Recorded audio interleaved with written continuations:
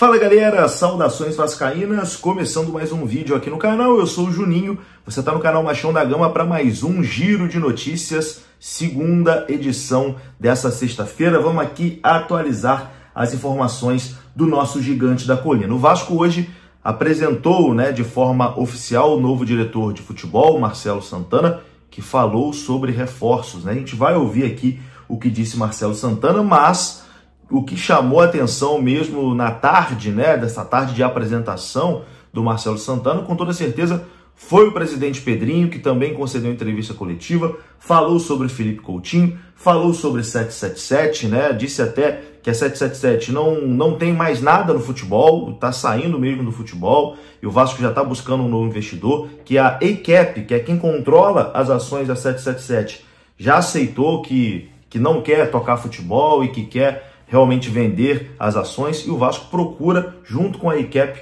um novo investidor. A gente vai conversar sobre tudo isso depois da vinheta. Antes eu conto com você, deixando o like, que é muito importante, e também se inscrevendo no canal, beleza? Deixou o like, se inscreveu, a vinheta rodou.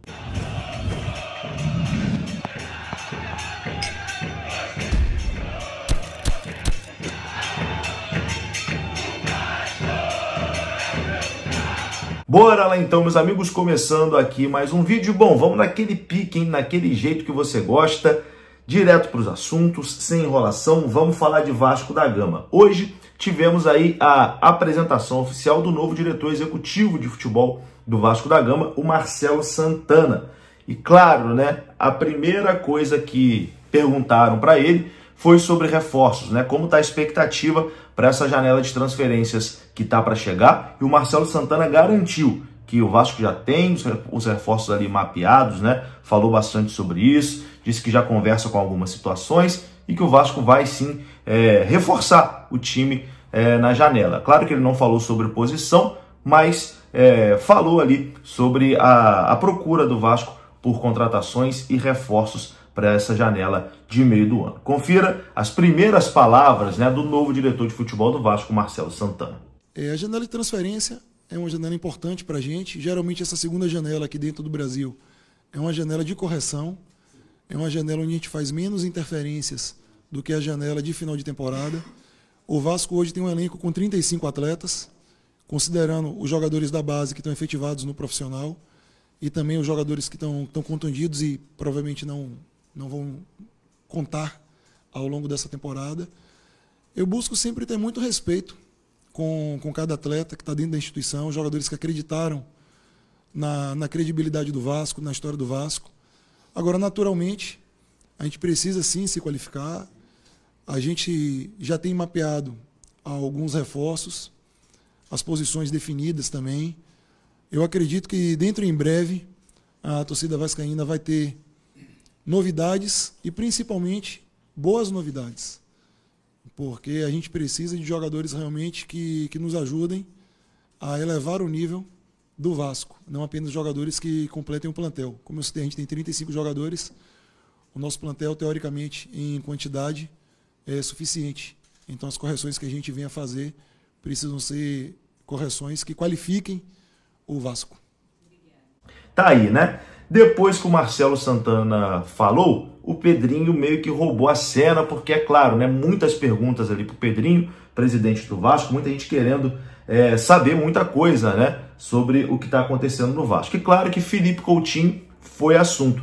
E Pedrinho falou sobre Felipe Coutinho, disse que a coisa está muito avançada, que a tendência é que aconteça, mas que são questões burocráticas, que a situação do Coutinho está emperrada por questões burocráticas. Ele disse, eu sei que é chato, eu quero resolver isso logo, mas tem essas pendências burocráticas que têm que ser resolvidas antes do anúncio do Coutinho. Confira o que disse o Pedrinho. O Coutinho eu vou até tomar liberdade, porque sou eu que estou tocando esse assunto desde o início.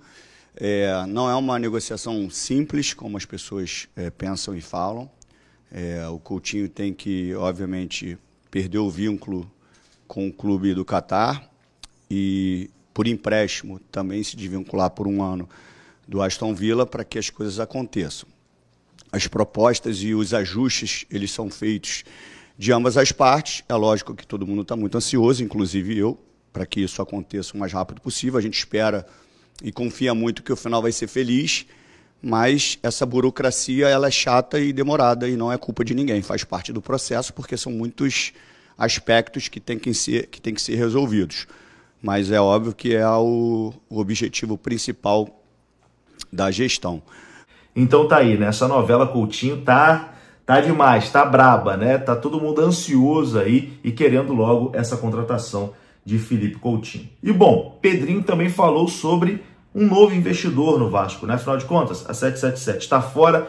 Ele disse também que a ACAP, que é o grupo que agora controla a 777, né? Após a falência, entre aspas, da 777, ele disse que a ACAP não quer se meter em futebol, não quer saber de futebol, e nesse momento as conversas entre o Vasco e a ACAP são positivas, né? Que eles estão procurando um novo investidor, um novo comprador para comprar essa parte que pertence à 777 e agora pertence à ACAP. Confira o que disse o Pedrinho. Acho que eu vou matar muito a pergunta que todo mundo queria fazer, porque tu já fez, então a gente já vai de vez.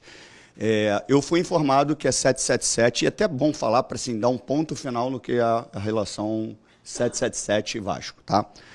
Eu fui informado pela ACAP que a 777 não é mais controladora do futebol. Não é mais controladora de nenhum time de futebol nesse momento, tá? Eles, através do Josh e sua diretoria, eles foram destituídos sobre o controle do futebol. Isso prova para muitas pessoas que bateram demais na questão da liminar, que nós estávamos completamente corretos. E não interpretem como uma arrogância, pelo amor de Deus, que não faz parte da minha característica. Mas nós salvamos o Vasco de uma massa falida, que isso fique claro.